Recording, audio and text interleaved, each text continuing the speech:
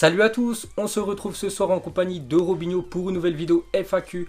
Donc je voulais la sortir mercredi, donc du coup je l'ai décalé avec la vidéo transfert. Donc n'hésitez pas les gars à me remettre des questions en commentaire. Je répondrai la semaine prochaine, je vous sortirai certainement la prochaine vidéo FAQ mercredi prochain aux alentours des 19 h. Allez c'est parti, donc vous connaissez le procédé, il me pose les questions, j'y réponds et de temps en temps il donnera son point de vue. Première question de Walid, il te demande est-ce que tu as sécurisé ta chaîne après les 3 piratages? Donc vous savez les gars que c'est vrai que ces dernières semaines, ce dernier mois a été très compliqué pour ma chaîne les gars, j'ai eu beaucoup de fois ma chaîne a été hackée. Donc est-ce que j'ai sécurisé ma chaîne? Oui, j'ai essayé de tout faire, tout ce qui était possible, hein. Sécuriser la chaîne avec le téléphone, hein, comme ça tu reçois double identifiant. Double identifiant. J'espère hein, que voilà, c'est fini parce que voilà, c'est plutôt chiant. Hein, parce qu'à chaque fois voilà, il faut relancer les personnes de YouTube, ça prend toujours du temps. Puis pendant ce temps-là les gars, je vous sors aucun contenu. J'espère que c'est fini. On verra les gars. C'est vrai qu'il y a eu le hacker les gars a ressorti un petit live, c'était il y a pas longtemps, je crois, il y a 3 mercredi ou jeudi, je me souviens plus exactement. Donc en espérant que ce soit fini hein, parce que c'est vrai que j'en ai marre. Donc on verra les gars maintenant. C'est vrai que ça a été très compliqué ces dernières semaines. Ensuite, une question de MRK TV, il te dit qu'est-ce que tu penses du transfert de Ziyech à Chelsea? Donc moi je pense que c'est un bon transfert pour toutes les parties, que ça soit le joueur Hakim Ziyech, voilà, il a fait son temps du côté de l'Ajax, on sait que c'est un très bon footballeur, enfin encore cette année, élu meilleur joueur de l'équipe de l'Ajax, hein, donc voilà, il est très bon. Et Chelsea, voilà, il leur faut un peu du renouveau en attaque, et voilà, Hakim Ziyech, on sait que c'est un très bon technicien, c'est peut-être ce qui manque à cette équipe de Chelsea en attaque, avec le départ d'Eden Hazard l'année dernière. Donc pour moi je pense que c'est un bon transfert, que ce soit pour Chelsea ou Hakim Ziyech, et je pense que ça va bien lui plaire. La première ligue, je sais pas, t'as un truc à rajouter? Je suis d'accord, c'est une belle progression dans un club qui était un petit peu en reconstruction, parce qu'il y a eu pas mal de départs ces dernières années. En tout cas, Frank Lampard, je crois que c'était vraiment un souhait d'accueillir Ziyech, donc ça peut être vraiment très intéressant pour lui d'évoluer du côté des Blues. Ok. Ensuite, question de Anas, il nous dit pronostic pour les 4 vainqueurs des 4 grands championnats. Donc on va commencer avec la première ligue, donc on se mouille pas trop, hein, bien sûr, ça sera l'équipe de Liverpool hein, qui a quand même 25 points d'avance sur l'équipe de City. Ensuite on descend en Allemagne, donc bon après c'est plutôt simple, hein, voilà, c'est le Bayern les gars. Voilà, actuellement quand on fait la vidéo ils ont 7 points d'avance sur Dortmund, hein, je vois pas du tout le Bayern s'effondrer, surtout qu'il reste 5 matchs et surtout comment ils jouent le Bayern actuellement. Donc le Bayern en Allemagne. En Italie là c'est un peu plus compliqué parce que avant la reprise de la Serie A qui est dans 2 semaines, donc il y a seulement pour l'instant un point d'écart entre la Juventus et la Lazio. La Juve 63 points, la Lazio 62 points, je crois l'Inter 57 et ils ont un petit peu décroché. Ils ont un match en retard, l'Inter Milan. Donc je vais quand même partir sur la Juventus, hein, quelle expérience, et surtout qu'il y aura un Juve Lazio le 20 juillet prochain, j'en ai parlé dans ma vidéo, donc ça sera dans le stade de la Juve, même s'il n'y a pas de supporters, ça sera quand même un avantage pour la Juve. Et le championnat espagnol aussi, il y a beaucoup de suspense, je vais quand même rester sur le Barça, champion d'Espagne 2020. Ensuite on continue avec une question des Diables Rouges qui nous propose des choix entre le PSG et le Barça. Donc qui gagne hein. Donc on va prendre là sur la saison, vu qu'il y a eu les arrêts hein, maintenant je sais pas trop voilà, les équipes. Donc là on parle du match, donc par exemple c'est le match à domicile, le Paris Saint-Germain, c'est pas une double confrontation, donc PSG Barça, moi je partirais sur le Paris Saint-Germain. Moi aussi. Ensuite City Bayern. Je partirais sur l'équipe du Bayern qui vient s'imposer du côté de City. Le Bayern. Juve Real. Ah, là ce serait compliqué, je mettrais quand même voilà, je mettrais peut-être une victoire quand même du Real Madrid à l'extérieur avec l'expérience. La Juve pour moi. Liverpool Dortmund. Liverpool à domicile. Liverpool aussi. Manchester United face à l'Inter. Donc je partirais sur un nul entre ces deux équipes. Victoire de l'Inter. Chelsea Naples. Là ça serait compliqué, là je partirais une fois de plus sur un nul parce que les deux équipes pour moi sont vraiment kiff-kiff. Ouais, moi aussi nul. Tottenham Atlético. Je partirais sur l'Atlético hein, qui est une très bonne équipe, on a bien vu il y a quelques semaines hein, leur victoire du côté de Liverpool, ils peuvent le faire du côté de Tottenham qui est trop une équipe irrégulière. L'Atlético et Roma Arsenal. Je partirais sur l'AS Roma, Arsenal trop décevant. Match nul et Lyon-Séville. Allez, je partirais sur Lyon à domicile. L'OL aussi. Ok. Ensuite on continue avec une question de Frulman, il nous dit est-ce que tu suis d'autres sports ou t'es juste foot? Donc le foot, bien sûr, vous savez tout ce que c'est ma passion. Mais sinon, je suis, quand c'est la période, par exemple, de Roland Garros. Actuellement, normalement, c'était Roland Garros, mais bon, à cause de la crise, il n'y a pas. Je regarde souvent, voilà, Roland Garros. Je regarde aussi le Tour de France, les gars. J'aime bien surtout les étapes, voilà, on va dire, de montagne. C'est plutôt voilà, passionnant. Le handball, quand il y a des, par exemple, les JO ou voilà, les championnats du monde, voilà, c'est vraiment ces sports-là qui m'intéressent le plus. Mais bien sûr, c'est le foot quasiment à 95%, voilà, que je m'intéresse. Ensuite, une question de Pep F7, il nous dit que penses-tu du projet de Newcastle? Et donc le projet de Newcastle, donc pour l'instant c'est toujours pas officiel, je sais pas ce qui tarde vraiment à valider tous les documents. Donc qu'est-ce que je pense du projet de Newcastle? Donc ça va faire beaucoup de bien à cette équipe, avant qui était dans les premières positions quand même du championnat anglais. Bon après je vous parle de 20-30 ans, avec leur attaquant Alan Shearer. Ça va leur faire beaucoup de bien. Donc normalement, vu que c'est un Saoudien, enfin il a beaucoup d'argent, donc cet investisseur saoudien, je pense, va injecter beaucoup d'argent, il va ramener du beau monde. Donc je pense que Newcastle, les gars, dans les futures années, il y a moyen que déjà ça accroche, pourquoi pas un top 4. Voilà, un top 4, peut-être pas la première année, peut-être un top 6, après voilà un top 4, et ça jouera la Ligue des Champions. Je pense que les supporters vont être vraiment contents de rejouer la Champions League du côté de Newcastle.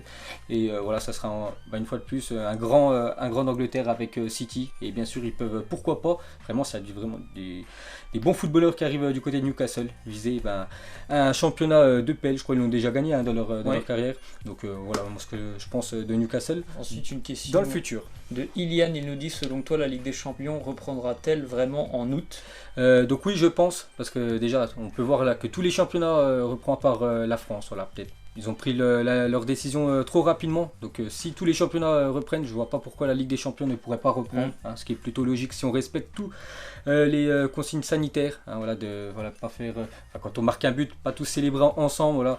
Pas serrer la main avant les matchs, voilà, si tout est respecté. Bien sûr, on peut jouer au foot, donc bien sûr, la Ligue des Champions va reprendre au mois d'août. Et si oui, jusqu'où tu penses que le Paris Saint-Germain ira? Donc ça, c'est vrai que souvent je la vois, cette question, voilà, le PSG, qu'est-ce qu'ils vont faire en LDC, les gars, c'est très compliqué à pronostiquer l'aventure du Paris Saint-Germain, voilà, parce que voilà, ils n'ont pas joué depuis 3 mois, on ne sait pas comment ils vont reprendre, et surtout on ne sait pas contre qui ils vont jouer en quart de finale. On ne sait même pas si c'est un match aller-retour ou c'est un match simplement unique. Donc on sait pas grand chose. Donc on en sait un petit peu plus, les gars. Peut-être une semaine avant de jouer ce quart de finale, on pourra répondre à cette question.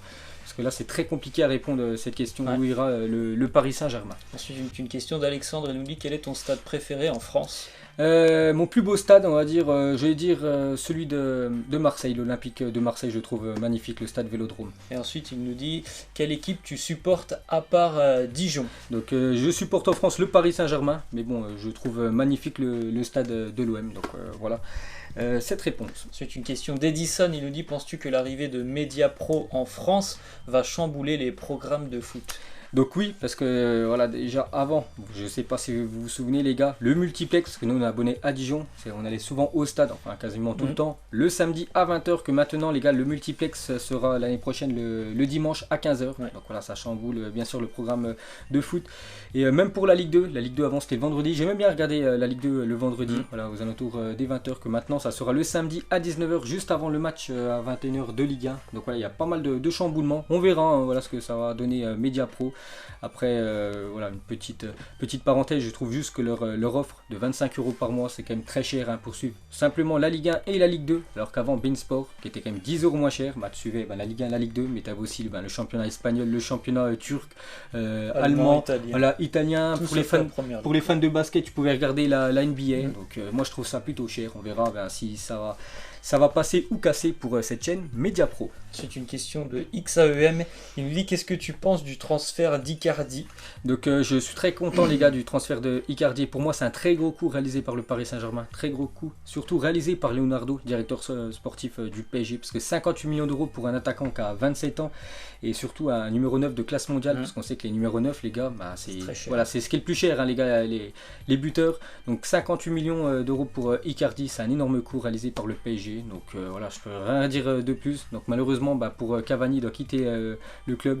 Donc on verra maintenant Icardi ce que ça va donner, surtout en Ligue des Champions lors des gros matchs, parce qu'on l'a vu en phase de poule, tout ça a été, il marquait à chaque fois son but, mais là vraiment contre un Real Madrid ou contre une équipe du Barça, bien sûr en quart ou en demi-finale si le PSG va loin en LDC, là vraiment il faudra qu'il réponde présent. Le buteur argentin. Ensuite une question de Thibaut, il nous dit salut Bisbis, Est-ce que Neymar mériterait un ballon d'or ou une Coupe du Monde? Est-ce qu'il mériterait? On va déjà commencer avec le Ballon d'Or. Donc pour moi, personnellement, non. Pourquoi? Parce que les dernières années, il a jamais, je crois, terminé sur le podium, Neymar. Hein, il a toujours au pire. Il a déjà terminé quelques fois dans le top 10, mais je crois jamais dans le podium. C'est peut-être 10 dernières années. Peut-être je me trompe, mais je pense pas. Donc non, il mérite pas un Ballon d'Or. Il faudrait vraiment qu'il fasse une grosse année avec le PSG, ou peut-être qu'il gagne quelque chose avec le Brésil. Et une Coupe du Monde, ben ça peut-être il a des chances quand même de remporter. Pourquoi pas la prochaine Coupe du Monde au Qatar, hein, parce qu'on sait que le Brésil, ben, c'est la meilleure nation du football. C'est toujours, chaque fois quand il joue une compétition, c'est l'équipe favorite. Donc voilà ce que je pense de Neymar. Ensuite, une question de fan de TWD nous dit quelles sont tes séries préférées. Donc j'en ai plusieurs, hein. Il y a Breaking Bad, hein, vraiment, pour moi c'est quand même la best, hein. C'est la meilleure, la numéro 1 cette série. Il y a aussi Walking Dead que j'ai bien aimé, une série avec les zombies, il y a la Casa, Prison Break, toi t'en as rajouté toi aussi? Gomorrah, enfin il y en a plusieurs. Peaky Blinders aussi. Peaky Blinders ouais, aussi. Ouais. Ça c'est une très bonne série. On continue avec une question de Hilali. Il nous dit quelle est la jeune révélation cette saison dans les 5 grands championnats. Donc je vais pas te donner simplement un nom, je vais t'en donner plusieurs parce qu'il y en a cette année, ils ont vraiment percé dans le monde du football. Donc je pense directement au Norvégien Haaland, ouais. qui fait une saison incroyable. Sancho, même si l'année dernière il était déjà très bon, cette année vraiment il confirme avec des stats, je crois 17 buts et 17 passes D dans le championnat allemand, c'est quand même très très lourd. Il y a aussi, je pense à Fede Valverde, ouais. Les gars, vraiment exceptionnel, hein, Fede Valverde. En première ligue, peut-être des joueurs un peu moins connus comme Madison, qui a fait une très très belle saison avec l'équipe de Leicester. Je sais pas, t'en vois des autres toi aussi? Là, ça me vient pas à l'esprit, j'aurais cité tout cela. Donc voilà, pour nous, après bien sûr il y en a plein d'autres, mais voilà ceux qui me viennent en tête. On continue avec une question de Fuck You, il nous dit penses-tu que Mbappé et Neymar termineront leur carrière à Paris? Donc pas du tout, hein. Je pense pas du tout qu'ils vont terminer leur carrière au Paris Saint-Germain. Ça fait déjà 3 ans qu'ils sont au PSG. Malheureusement pour eux, peut-être qu'il y en aurait eu un ou moins sur les deux qui auraient pu partir cet été. Mais à cause de la crise actuelle, c'est compliqué pour les autres clubs de mettre quasiment plus de 150 millions d'euros. Parce que voilà, ils coûtent très cher ces deux joueurs-là. Donc non, ils resteront pas toute leur carrière au PSG. On sait que Neymar, voilà, il y a un moment, il va bien retourner en Espagne. Ça m'étonnerait cet été. Certainement l'été prochain. Et Mbappé, on sait qu'il rêve. Enfin, ils rêvent de jouer au Real Madrid un jour, donc bien sûr que non. Ils termineront jamais leur carrière. Ces deux-là, donc voilà les gars, la fin de cette FAQ. J'espère que ça vous a plu. Donc nous, on se retrouve mercredi prochain pour la prochaine vidéo. N'hésitez pas à mettre des questions. Ciao à tous. Ciao.